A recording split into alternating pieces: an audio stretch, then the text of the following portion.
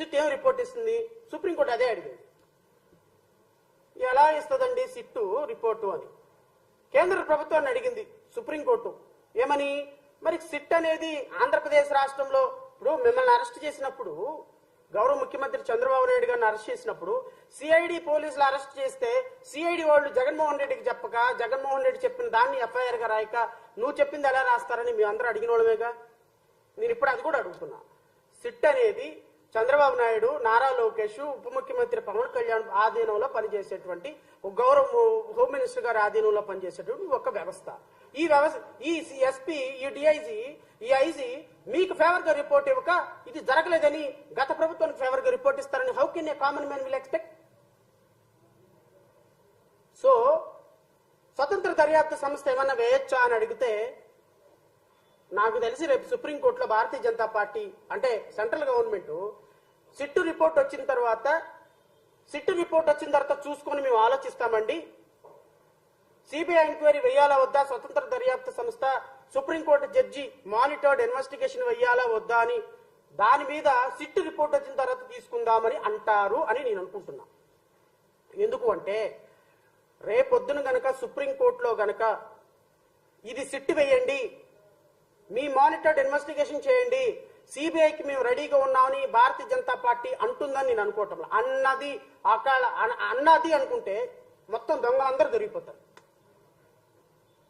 Chandrababu Naidu దొరికిపోతాడు, Pawan Kalyan దొరికిపోతాడు, Nara Lokesh దొరికిపోతాడు, Bharatiya Janata party. ఎందుకంటే ఒక ఆమె వచ్చింది హైదరాబాద్ నుంచి చెత్తలు వాయించుకుంటా, రాజధాని ఎక్స్ప్రెస్ ఏదో ఎక్స్ప్రెస్ లో తిరుమల తిరుపతి దేవస్థానం గురించి, నీ హాస్పిటల్ ఎండా అక్రమాలే నుంచి చెడతలు వాయించుకుంటూ వచ్చావు. దేనికోసం వచ్చావమ్మా ఆంధ్రప్రదేశ్? తిరుమల తిరుపతి దేవస్థానం వెళ్ళి ఎవడు రావాలో ఎవడు రాకూడదో, ఎవడు హిందూ ఎవడు క్రిస్టియన్ డిసైడ్ చేసేది నువ్వా? Who are you? నీ హాస్పిటల్లో జరిగే అక్రమాల గురించి తెలుసుకో వెళ్ళి. మీరు హాస్పిటల్లో జరుగుతున్న అక్రమాల గురించి తెలుసుకోమ్మా. మీ భారతీయ జనతా పార్టీకి సంబంధించినటువంటి అందరూ బొట్లు పెట్టుకుని వచ్చి మాట్లాడుతున్నారు కదా డిబేట్ లో, సనాతన ధర్మం ఇదే చెబుతుందా?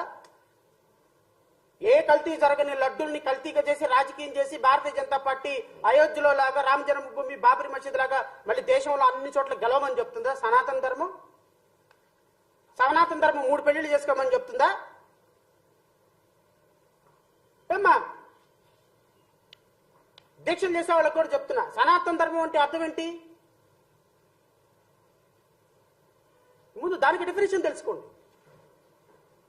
రేపు భారతీయ జనతా పార్టీ గనక సింగిల్ సిట్టింగ్ జడ్జి విచారణకు అంగీకరిస్తే ఖచ్చితంగా వీళ్ళ బొక్కలన్నీ బయటపడతాయి. ఇది ఆంధ్రప్రదేశ్ కు సంబంధించిన అంశం కాదు. నేను జయభీమరాబాద్ పార్టీ నుంచి డిమాండ్ చేస్తున్నా, ఖచ్చితంగా వీలైతే మేము కూడా దాంట్లో ఇంప్లీడ్ అవుతాం. సుప్రీంకోర్టు జడ్జి చేత విచారణ జరపాలి. ఇది ప్రపంచవ్యాప్తంగా ఉన్న తిరుమల తిరుపతి దేవస్థానంలో లార్డ్ వెంకటేశ్వర భక్తులకు సంబంధించిన అంశం.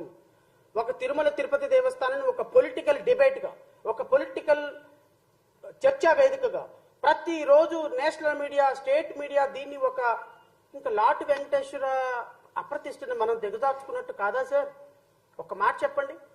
మహారాష్ట్ర నుంచి, కర్ణాటక నుంచి, కాశ్మీర్ నుంచి, బాంబే నుంచి, తిరుమల మన చెన్నై నుంచి, ఉత్తరప్రదేశ్ నుంచి, మధ్యప్రదేశ్ నుంచి, బెంగళూరు నుంచి కోటాను కోట్ల మంది భక్తులు వచ్చేటువంటి తిరుమల తిరుపతి దేవస్థానంలో ఒక రాజకీయ పరమైనటువంటి అంశాలకి ఒక బాణం వేసి బౌన్స్ బ్యాక్ అయ్యి ఇప్పుడు లార్డ్ వెంకటేశ్వర అప్రతిష్టగా తీసుకొచ్చినటువంటి మీరు మనుషులేనా అసలు?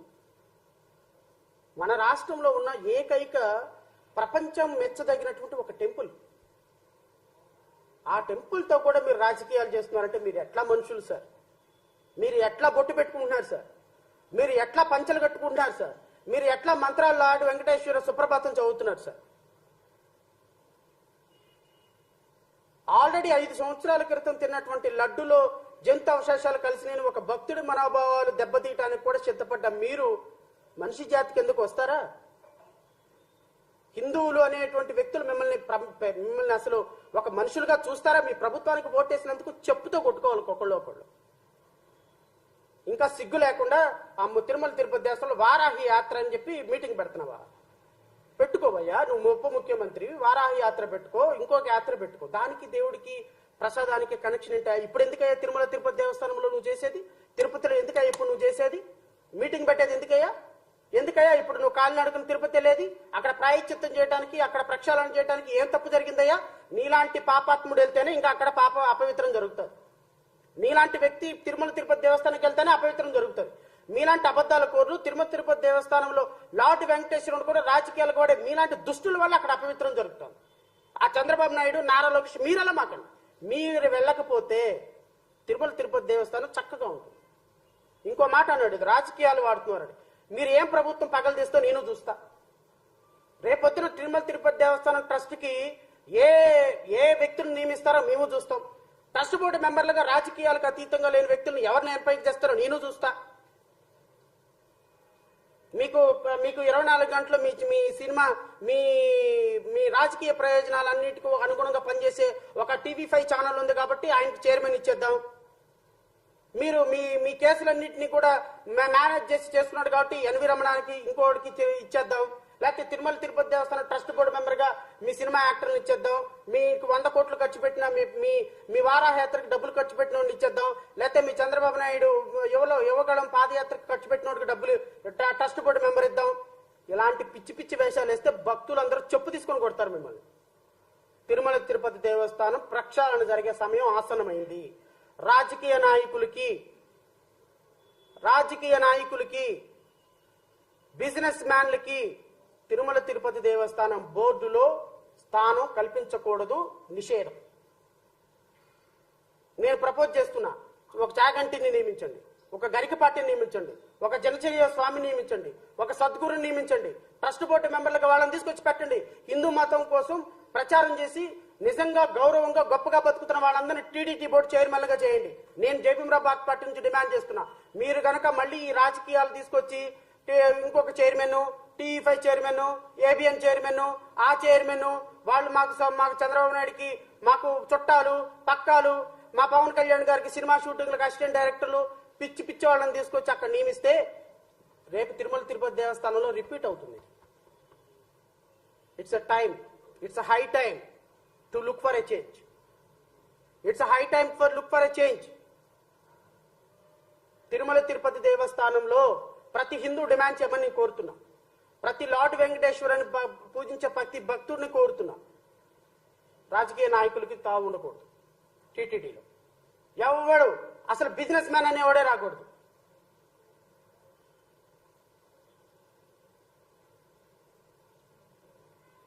సాయంత్రానికి క్వార్టర్ బాటిల్ ఓపెన్ చేసే ప్రతి ఓడికి అక్కడ చైర్మన్, సాయంత్రానికి పక్కలు వేసుకునే ప్రతి నాయలకి అక్కడ తీసుకెళ్లి టీటీడీ బోర్డు మెంబరు. ఏందండి ఇది? టీటీడీ భక్తుల మనోభావాలతో నడిచేటువంటి ఒక ధార్మిక సంస్థ. అక్కడికి వచ్చి రాజకీయాలు చేయడానిక?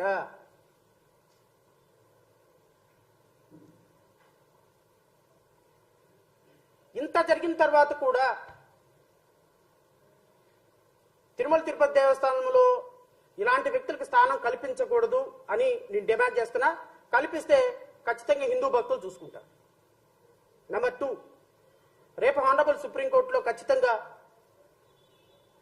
సుప్రీంకోర్టు కేంద్ర ప్రభుత్వం ఏమైనా చెప్పని